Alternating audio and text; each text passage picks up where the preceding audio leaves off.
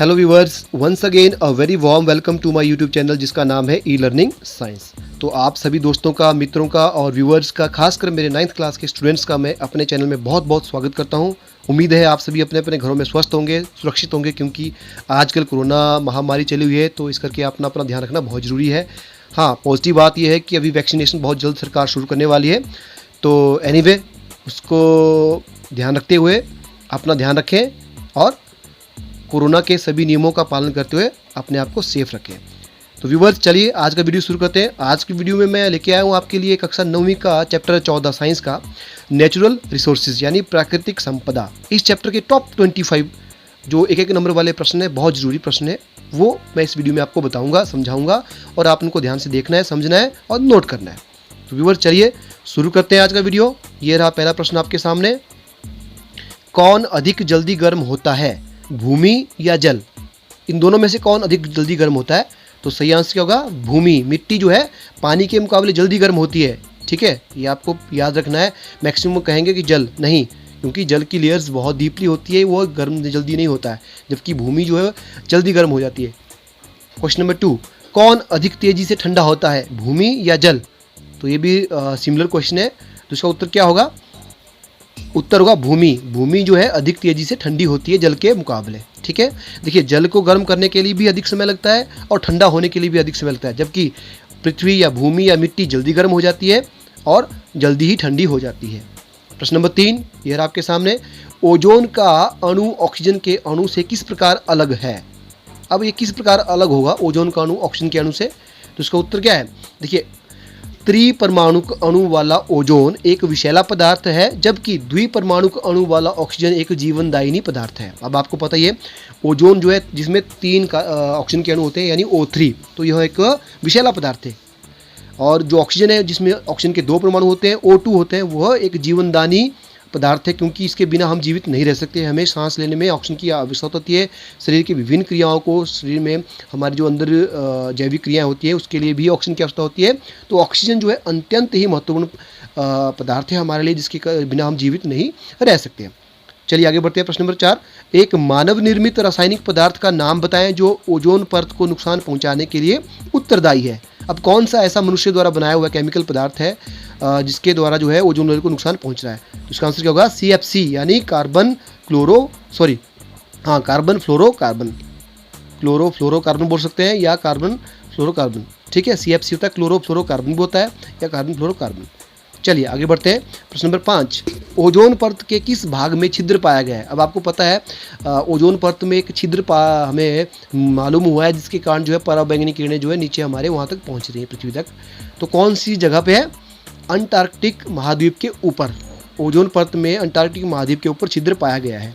प्रश्न नंबर 6, एक प्राकृतिक परिघटना जिसमें कुछ पौधे पृथ्वी के ताप को बाहर जाने से, एक्चुअली ये पैसे नहीं है, गैसें होंगी यहाँ पे, तो उसको ठीक करें। एक प्राकृतिक परिघटना जिसमें कुछ गैसें पृथ्वी के ताप को बाहर जाने से रोकती हैं, कहलाता है या कहलाती है? क्या कहलाती है वो? ग्रीन हाउस प्रभाव या ग्रीन हाउस इफेक्ट। अब ग्रीन हाउस इफेक्ट वह प्रक्रिया है जिसमें कुछ गैसें जो है पृथ्वी के तापमान को बाहर जाने से रोकती है, ठीक है। आगे बढ़ते हैं प्रश्न नंबर 7 की तरफ। एक प्रमुख ग्रीन हाउस गैस का नाम बताइए।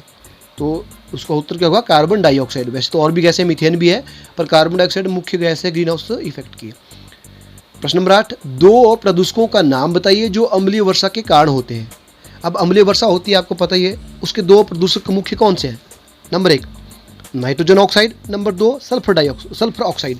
तो नाइट्रोजन और सल्फर ऑक्साइड जो है 2 ऐसे प्रदूषक हैं जिसके कारण अम्लीय वर्षा होती है। प्रश्न नंबर 9, ये रहा आपके सामने। नाइट्रोजन ऑक्साइड तथा सल्फर ऑक्साइड जैसे प्रदूषकों के मुख्य स्रोत क्या हैं? तो राइट आंसर क्या होगा इसका? जीवाश्म ईंधन जैसे कोयला तथा पेट्रोलियम।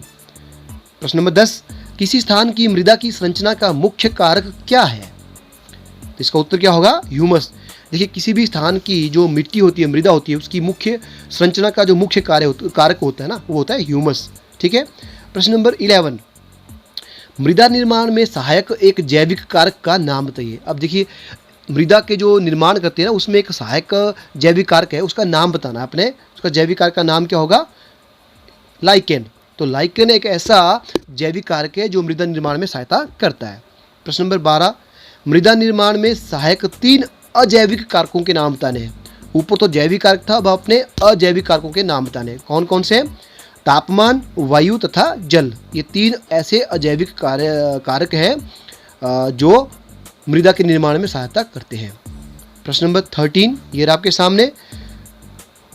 वे मृदा अपरदन का मुख्य कारण क्या है?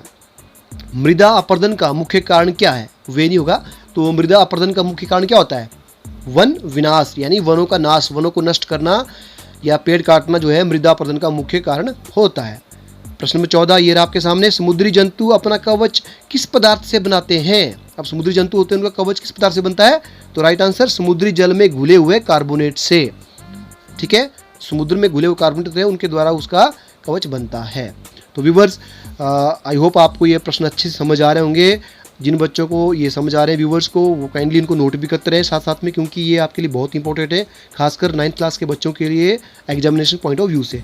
अगर आप ये प्रश्न अच्छे से कर लेते हैं तो आपके एग्जामिनेशन में पहले 15 प्रश्नों की तैयारी हो जाती है, यानी 15 नंबर आपके पक्के हो जाते हैं। तो ध्यान से इनको देखिएगा, समझिएगा। चलिए आगे बढ़ते हैं प्रश्न नंबर 15 की तरफ। ये रहा आपके सामने। हरे पेड़ पौधे सूर्य के प्रकाश की उपस्थिति में कार्बन डाइऑक्साइड को किस में बदलते हैं? हरे पेड़ पौधे प्रकाश की उपस्थिति में कार्बन डाइऑक्साइड को किस में बदलते हैं? ग्लूकोज में बदलते हैं। ठीक है, कार्बन डाइऑक्साइड से क्या बनाते हैं? ग्लूकोज। चलिए आगे बढ़ते हैं प्रश्न नंबर 16। नाइट्रोजन स्थिरीकरण करने वाले व्यक्ति या वायुमंडलीय नाइट्रोजन को किन पदार्थों में परिवर्तित करते हैं? तो ये व्यक्ति नहीं होगा, यहाँ पे आएगा आपका नाइट्रोजन स्थिरीकरण करने वाले बैक्टीरिया या वायुमंडलीय नाइट्रोजन को स्थिर करने वाले जो व्यक्ति होते हैं वो नाइट्रोजन को किस पदार्थों में बदलते हैं? तो वो बदलते हैं नाइट्रेट्स और नाइट्राइट्स में। ठीक है, चलिए प्रश्न नंबर 17 की तरफ बढ़ते हैं। ये रहा आपके सामने नंबर 17। ये रहा आपके सामने प्रश्न नंबर 17 है। वायुमंडल की किस गैस का प्रयोग पौधे प्रोटीन संश्लेषण के लिए करते हैं? कौन सी गैस के द्वारा पौधे प्रोटीन संश्लेषण करते हैं, प्रोटीन बनाते हैं? तो राइट आंसर क्या होगा? नाइट्रोजन का। नाइट्रोजन के उपयोग के द्वारा पौधे जो है प्रोटीन का संश्लेषण करते हैं। प्रश्न नंबर 18।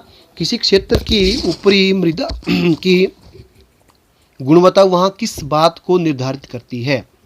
देखिए, किसी क्षेत्र की ऊपरी मृदा की गुणवत्ता वहाँ की किस बात को निर्धारित करती है? तो राइट आंसर क्या होगा इसका? इसका सही आंसर है वहाँ की जैव विविधता को। वहाँ की जैव विविधता को ऊपरी मृदा की गुणवत्ता निर्धारित करती है। चलिए आगे बढ़ते हैं प्रश्न नंबर 19। ये रहा आपके सामने। वायुमंडल में जल की मात्रा किस रूप में पाई जाती है? Very very easy but very important question. वायुमंडल में जल की मात्रा किस रूप में पाई जाती है? जल वाष्प के रूप में पाई जाती है। प्रश्न नंबर 20 ये आपके सामने।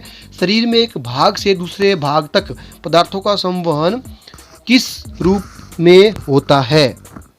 तो आपका आंसर क्या होगा? घुली हुई अवस्था में होता है। ठीक है, तो व्यूवर्स आई होप ये आपको अच्छे से समझ आएंगे। मैं एक रिक्वेस्ट करना चाहूँगा नए व्यूवर से, नए दोस्तों से, नए स्टूडेंट से कि अभी तक आपने मेरा चैनल अगर सब्सक्राइब नहीं किया है तो kindly do subscribe my channel, और हाँ बेल आइकन को प्रेस करना ना भूलें, क्योंकि जब भी मैं कोई नया वीडियो अपलोड करूँगा तो आपको उसकी नोटिफिकेशन मिल जाए। और अपने मित्रों में तो अपने फ्रेंड्स में ज़रूर शेयर करें और साथ में लाइक भी करें। चलिए आगे बढ़ते हैं प्रश्न नंबर 20 की तरफ। शरीर में एक भाग से दूसरे भाग तक पदार्थों का संवहन किस रूप में होता है? तो राइट आंसर क्या होगा इसका? घुली हुई अवस्था में होता है। ठीक है, आगे बढ़ते हैं प्रश्न नंबर 21 की तरफ। ये रहा आपके सामने। एक जैव कारक का नाम बताओ जो मृदा अपरदन को रोकने में सहायता करता है या रोकता है। कौन सा जैव कारक है जो मृदा अपरदन को रोकता है? तो राइट आंसर क्या होगा इसका? पेड़ पौधे। ठीक है, आपको पता ही है पेड़ पौधे अगर ना हो तो मृदा अपरदन होता है, यानी पेड़ पौधे अपनी जड़ों से मिट्टी को बांधे रखते हैं। प्रश्न नंबर 22। एक शुद्ध जल के स्रोत का नाम बताओ। तो क्या होगा? भौम जल। जो भूमिगत जल होता है वह शुद्ध होता है। प्रश्न नंबर 23 ये आपके सामने। जलीय जीव सांस लेने के लिए ऑक्सीजन का उपयोग कहाँ से करते हैं? कहाँ से करते हैं? जल में घुली हुई ऑक्सीजन से। ठीक है, प्रश्न नंबर 24। जंतु पौधों से प्राप्त ऊर्जा का उपयोग किस लिए करते हैं? तो राइट आंसर क्या होगा? कोशिकीय श्वसन में, सेलुलर रेस्पिरेशन में। जंतु पौधों से प्राप्त ऊर्जा का उपयोग कोशिकीय श्वसन में करते हैं। प्रश्न number 25 last question of this video ये रहा आपके सामने। उस प्रक्रिया का नाम बताओ जिसके द्वारा ऑक्सीजन वायुमंडल में पुनः लौटती है। देखिए, दोबारा वायुमंडल में जो ऑक्सीजन लौटती है उसको क्या बोलते हैं? प्रकाश संश्लेषण। उस प्रक्रिया का नाम बताओ जिसके द्वारा ऑक्सीजन वायुमंडल में पुनः लौटती हैं, दैट इज कॉल्ड प्रकाश संश्लेषण या फोटोसिंथेसिस। तो व्यूअर्स, इसी के साथ इस वीडियो को यहीं ख़त्म करता हूँ। Thank you for watching my video, और आपको उम्मीद है मुझे कि आपको ये सारे प्रश्न अच्छे से समझ आएंगे। तो thank you for being with me till the end of this video.